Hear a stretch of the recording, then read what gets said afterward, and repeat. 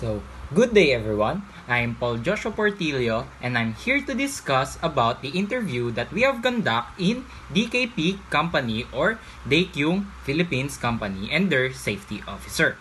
But before that, let me introduce you to our team members, namely Sebastian Carl Rañada, Ivan Revares, Dave Vidal, and together we asked the DKP Company about their procedures and their respective role and tasks in their company.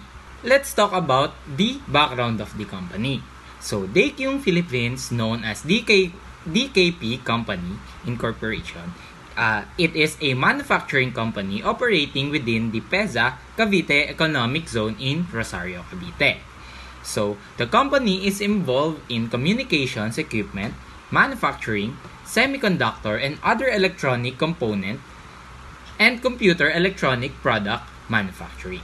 Our goal is to understand the principles, procedures, and identify how they maintain the safety of the employee and company.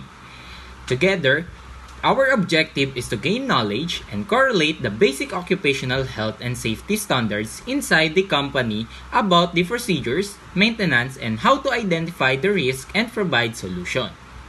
But before that, panoorin muna natin kung paano tayo nakapunta sa company nila.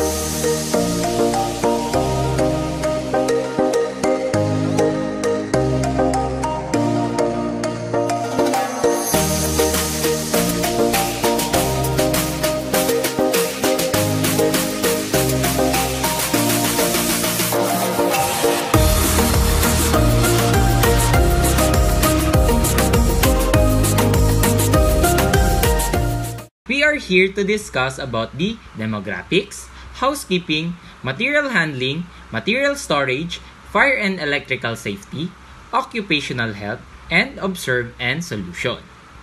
So, in this clip, we introduce ourselves to the interviewee so that they can know who we are and ano yung pakay namin sa pag-i-interview sa kanila.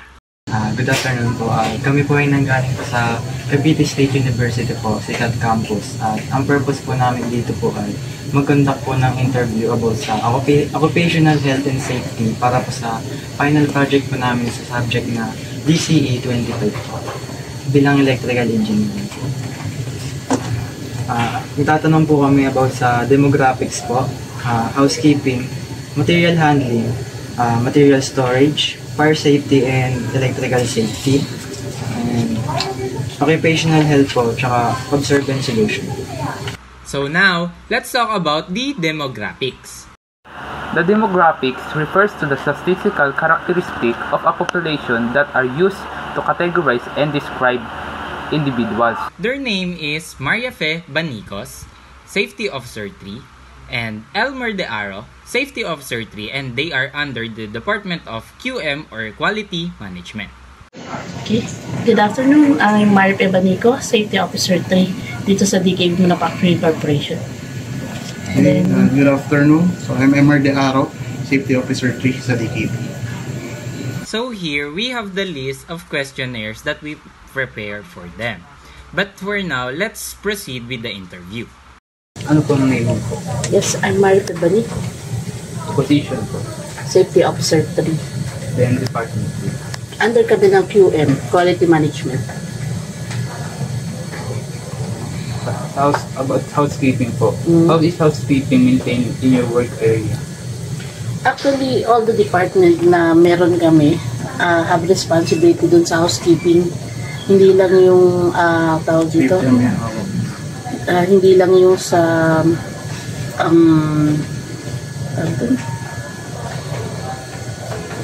janitorials, no? So lahat ng namin, empleyado, department, lahat may responsibility sa housekeeping. Bago sila iwan yung area nila, kailangan clean. Then kasama na rin yung responsibility ng safety na magkaroon ng safety walk-by para makita natin kung ano yung mga hindi nilidikpit, ano yung hindi nasa ayos. So to follow up po, sundan ko lang po ng number of population po. Meron po ba kayong estimated or yung exact number po ng mga tao po dito sa loob ng company? Monthly kasi nagpapalit yung manpower namin, so may mga endo. So approximately nasa 600 plus kami endo. Okay po. So, ano po yung maximum capacity po ng lugar na to sa DKP po? With regards sa headcount, Head count. Opo. 1,000 headcount. 1,000 More. headcounts po. Mm. Average number po ng daily in and out goers po sa pagpasok po o sa mga lumalabas po. Ilan po kaya yung estimate niyo po? Meron kaming sa morning shift, estimated mga 300 headcount. May night shift din kasi. Then yung night shift namin around 200. 200. 200. So, mas 200 mababa. headcount. Mas mababa yung night Yes, shift. night shift. Sige po. Yung about naman po sa genders naman po. How many men and women are working in the company po? Sa men, siguro nasa 300 plus. Tapos yung women, nasa 200 plus. Okay po. So, meron po bang mga elders po or senior citizens po ng trabaho dito? Followed by number of a population. Since the number of personnel in their companies is changed monthly, they say that they have approximately 600 personnel working in DKP. Second question, what is the maximum capacity of the place? That is the average number. It's the average number of daily in out goers. In DKP, they have maximum capacity of 1,000 personnel head counts.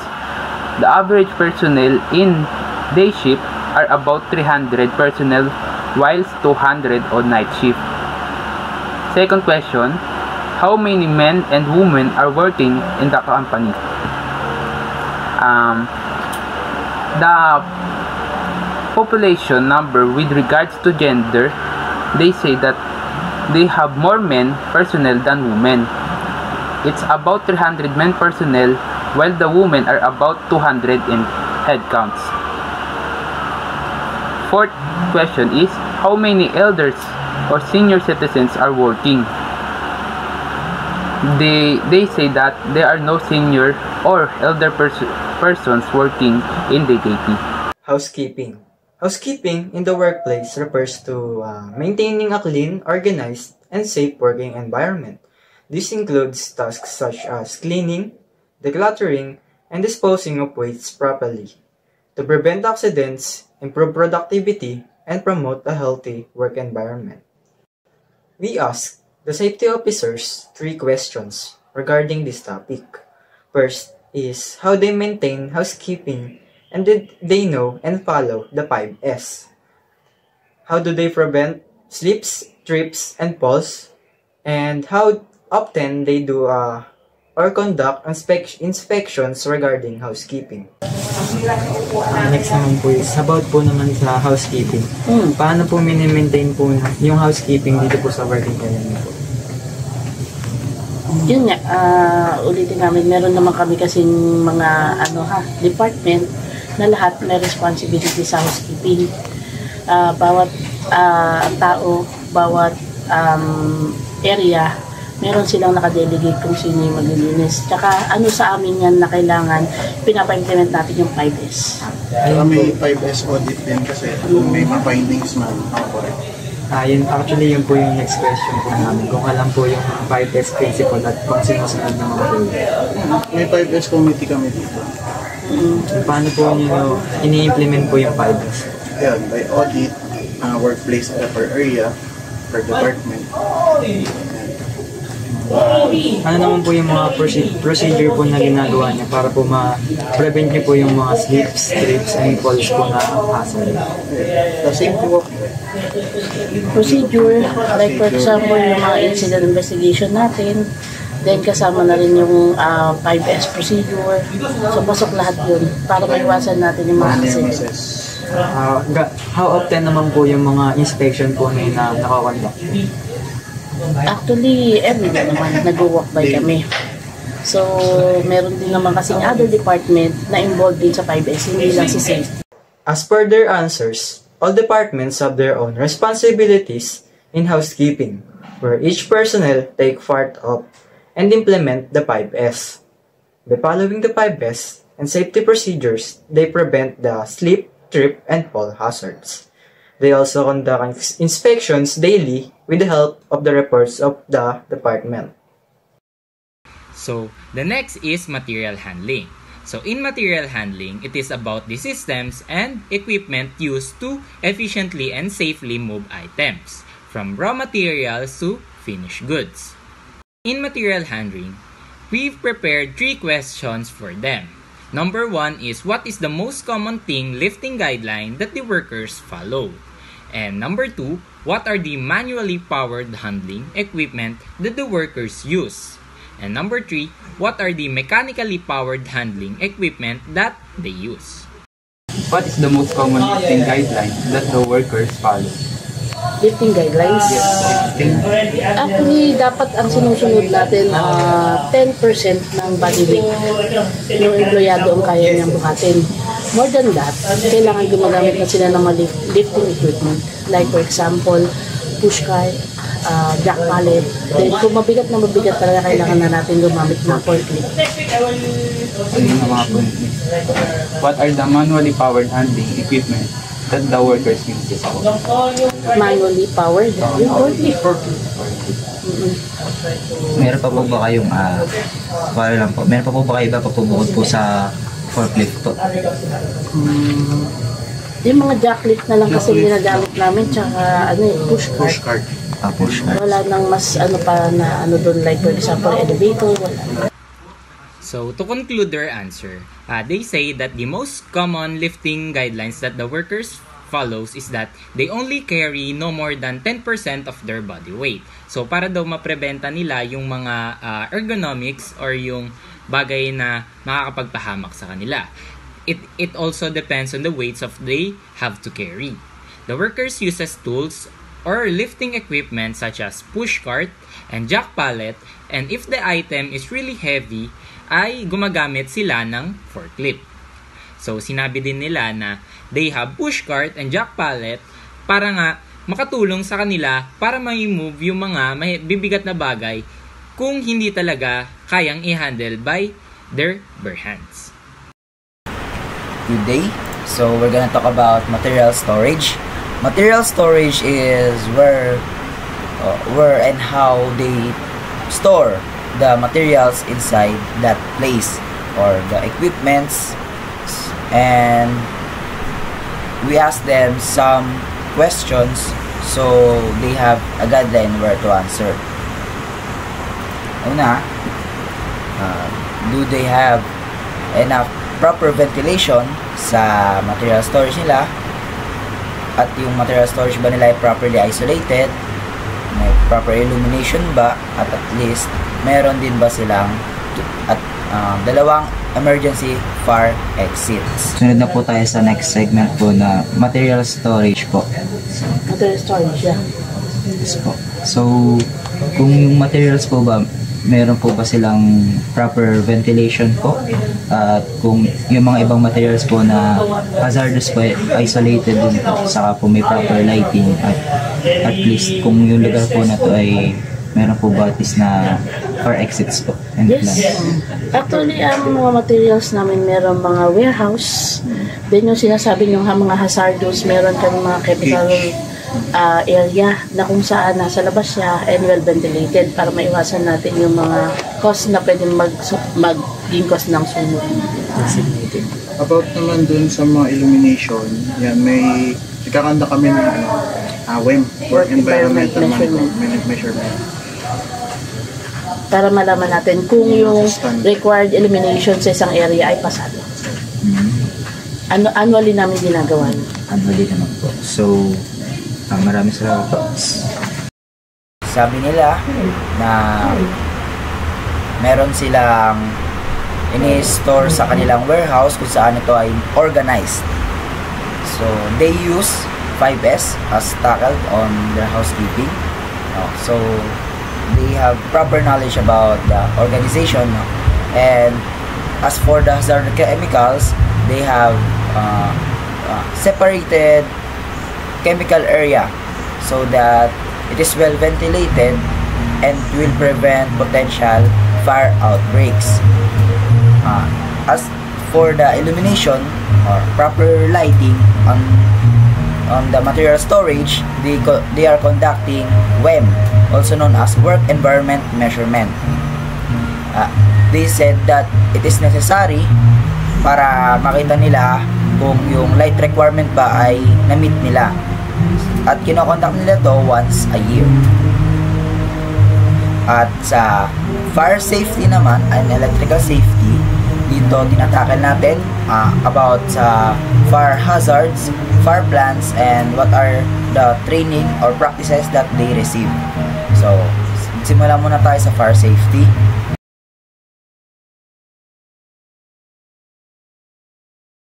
Sa fire safety naman po, meron po ba kayong mga warning devices po dito sa company niyo kagaya po ng mga smoke detector po and fire alarm or etc.?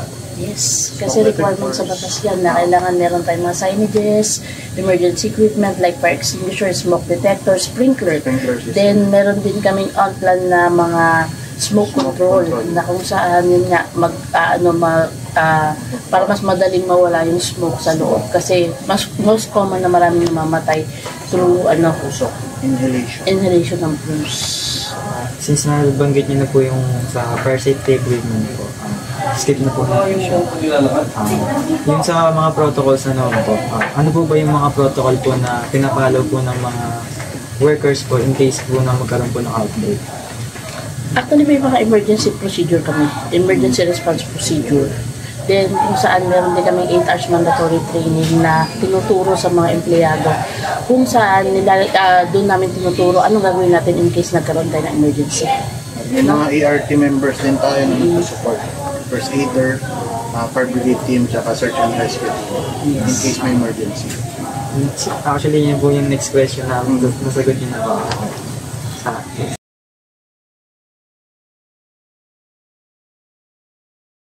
What are the measures na ina-apply niyo po para ma-prevent po and ma-prevent po yung harmful and dangerous effect on workers po? Ng mga electrical safety. Actually, doon lang kami pumapasok sa sa walk-by namin. Tine-check namin kung proper harnessing yung mga wiring natin, yung mga open panels, at saka yung kung okay pa ba yung mga cable wiring niya. Yun ang tine-check namin pag nagkakaroon na walk-by with regards sa electricity. Next po is, what training have you received on electrical safety? Actually, sa safety naman kasi, na lang sa Bosch Basic Occupational Safety, hindi naman kasi siya talaga highlighted dun sa electrical safety lang. Malawak kasi yung ng Bosch namin Kaya yung mga electrical safety training namin, na lang yan, parang learnings na lang din namin sa company. Na yun nga, during walk-by, ina-assess namin si facilities, ano ba ginagawa nyo, doon lang namin natutunan lahat yun. Pero yung focus ng electrical safety training, hindi. Parang nahahapyawan lang sa basic occupational safety and health namin. So, more on theoretical po yung learning niyo po sa mga ganung bagay? Yes.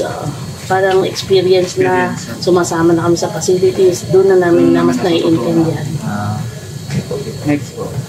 Our lockout, tag-out, LOTO procedure followed during maintenance po. Yes. Importante yan. Para may iwasan natin accident. How are electrical hazards identified and reported? Electrical hazard? Yun nga yung safety walk. Yung mga dangling wires. Or yung reported mismo ng area owner, pag may nakita sila, pwede naman i-report sa atin. Basta ang more in electrical kami yung mga improper use ng mga outlet natin, dangling wires, yun yung mga ini-observe namin with regard sa electricity. Tripping hazard. Have there been any incident related to electrical safety po? Kung meron po, paano nyo po yun na-handle? Super. Wala pa naman. Pero kung meron, wala pa. Opo, paano namin i-handle? Report sa facilities. Kasi mostly, ang pwedeng pagmulan ng electrical hazard ay yung faulty wiring na pwedeng magkaroon ng sunog. Tama ba? I-involve kasi namin si facility, lalo ng electrical engineer namin pagdating sa mga ganyan. Tsaka ang empleyado natin ay aware kung paano patayin ang sunog, paano gamitin ang fire extinguisher, tsaka yung mga emergency equipment namin. Sa fire safety nila, meron silang signage, smoke detectors, fire extinguishers, and sprinklers because it is a requirement from the government. May batas tayo na dapat at required na magkaroon ng mga ganito sa isang establishment. They also have some countermeasures or plan. Smoke control, where they ensure that they can detect the smoke more early on, so that they get the smoke control will lessen the smoke. Since it's the most common cause of death is to inhale the smoke kumpara sa apoy. Tulad nga nun, meron silang mga equipment na fire extinguisher, detectors, sprinklers, at meron silang practice at ginagawang emergency response procedure. Ito ay mandatory at ginagawa nila ito ng 8 hours kung saan tinuturuan nila ng mga safety officers ang mga empleyado sa mga practices sa fire outbreaks.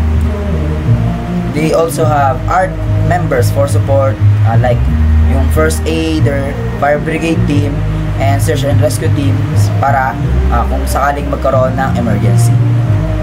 Mayroon silang ginagawa na walk-by. Ito ay ang kanilang paggagala kung saan makikita nila yung mga hazard. I-analyze nila yung lugar, tingnan nila kung may magulong wire o strangled or merong mga wire na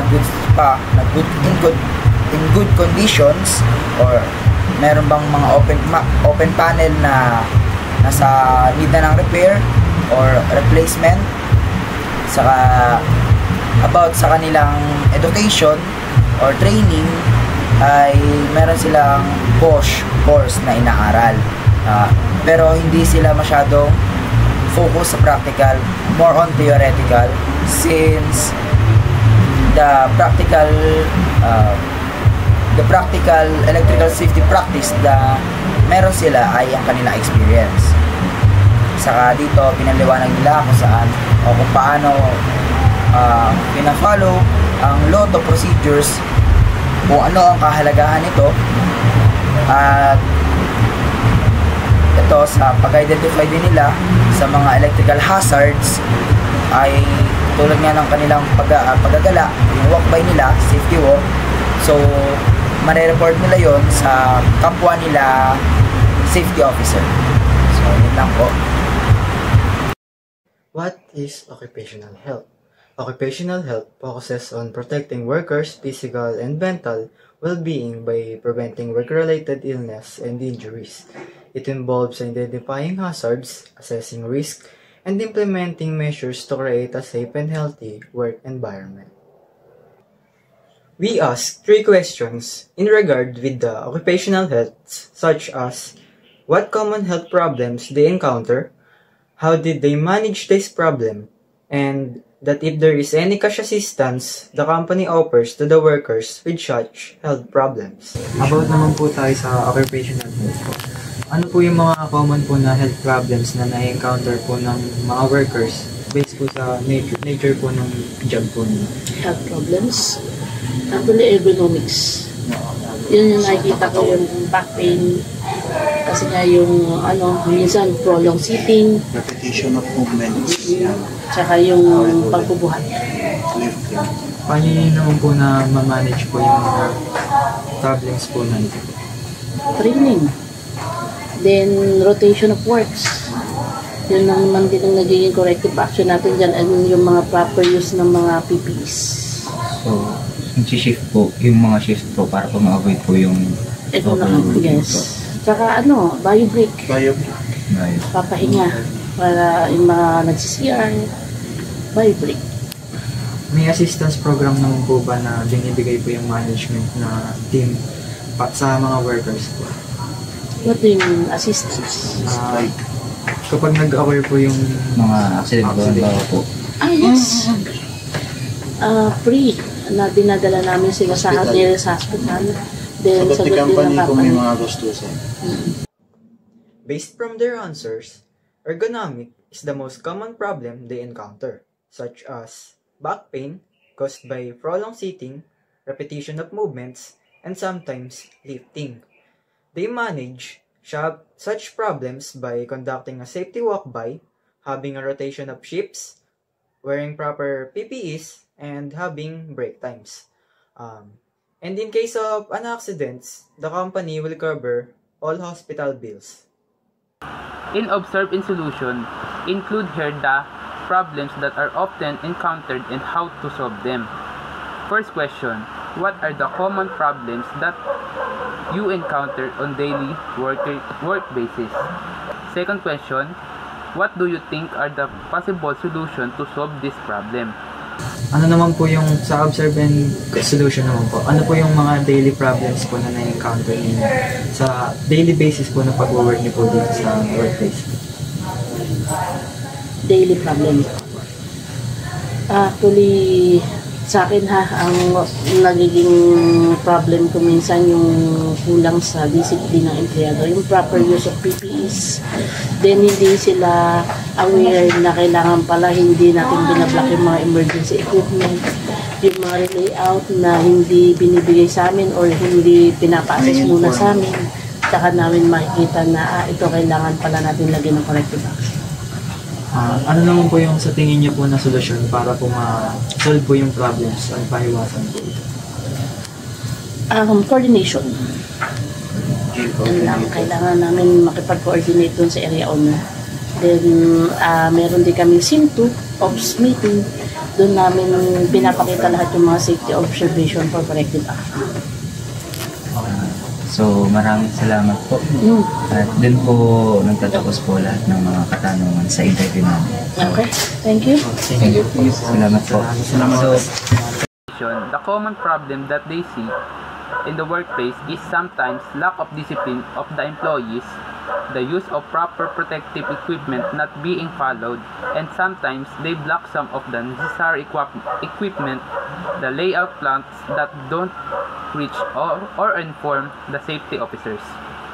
They say that to solve that such problem is the workplace must have coordination. They need the coordination and cooperation of the area owners so that they can have a meeting for safety observation for corrective action. That's all, thank you. That concludes our presentation.